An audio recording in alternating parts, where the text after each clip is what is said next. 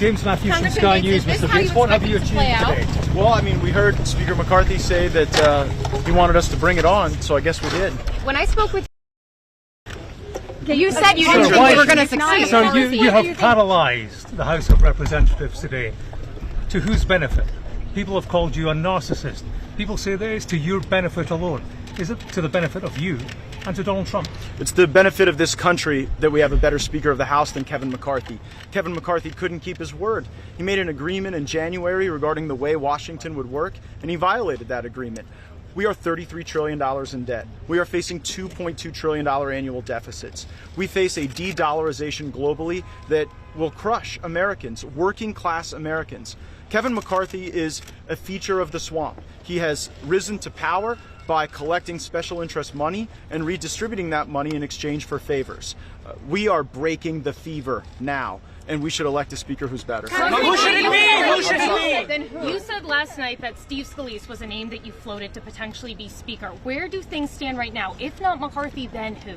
Well, you know, the stages of grief, I think, are in progress right now with some of my colleagues. I think there was a stage of denial, and I've certainly experienced a good amount of their anger, and now we appear to be headed toward bargaining. I think the world of Steve Scalise. I think he'd make a phenomenal speaker. Are you afraid of getting expelled? Are you afraid of getting expelled? I'm afraid of $33 trillion in debt crushing the working people in my district. I'm afraid of the dollar losing its status as the global reserve currency. If they want to expel me, let me know when they have the vote. Has anyone talked about that with you? 45 days left before we. Sorry, go ahead. We've got less than 45 days left before you have to pass a budget, which is something that you've been wanting to do. Doesn't this just completely paralyze the House? I mean, we could see 15 more rounds.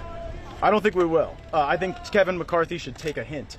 After 15 ballots to become speaker, after 8 months of a failed speakership, and after removal in this historic manner, I think we should move on and find somebody else. What's paralyzed the House of Representatives has been the failure of Speaker McCarthy. What paralyzed the House of Representatives was not taking up appropriations bills. We left for a 6-week vacation while the appropriations process hung in the balance. And because I forced these people to take a few votes, you think I'm paralyzing the House of Representatives?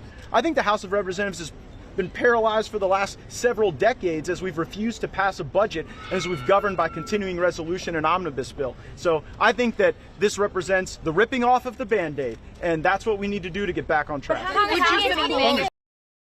Yes. Congressman, at this So, point, will you be putting yourself forward for the speakership? Absolutely not. I have no desire to be Speaker of the House.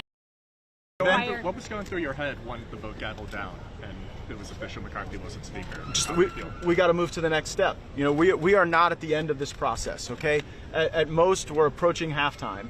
We've got to be able to assemble a governing coalition. We have to build from a place of trust. The reason Kevin McCarthy went down today is because nobody trusts Kevin McCarthy. Kevin McCarthy has made multiple contradictory promises, and when they all came due, he lost votes of people who maybe don't even ideologically agree with me on everything. Take, for example, my colleague from South Carolina, Ms. Mace. She has different views than I do on a variety of subjects, but what we had in common, Kevin McCarthy lied to all of us. Congressman, hold on a second. You're talking. No, he's already come out publicly. Well, here's what I would say. Here's what I say. I think a lot of members are going to reflect on their thinking after this historic moment. I think anything that people have said before the McCarthy ouster is probably bearing less weight than the way people may be thinking about these questions after the McCarthy ouster. You had some positive comments about Steve Scalise yesterday and today. Will you yourself nominate Steve Scalise for Speaker of the House? Maybe. I want to hear from him. I mean, I'm not here to make a judgment on where Mr. Scalise stands with his rehabilitation and recovery. I would give him the deference to be able to decide whether or not he'd like to put himself forward as a candidate, but he'd be the type of person that I could see myself supporting. There are many people, though. I could see myself supporting Tom Emmer. I could see myself supporting Mike Johnson of Louisiana. I could see myself supporting Jody Arrington of Texas. I could see myself supporting Kevin Hern of Oklahoma. And there are even people outside of the United States Congress like Lee Zeldin, who are well thought of across every aspect of our conference, and I may give Lee Zeldin a call and see if he's interested in the gig. Congressman, you've gotten the Speaker ousted. What's next? Well, next we got to elect a new speaker. Sorry, guys, I'm going to roll. Are you running for governor of Florida in 2026? No. Excuse me. If nobody you support can get to 18, how long does this go on? What do you say to Mr. Trump, who says the empire is Hi, Allie. Hi, Allie.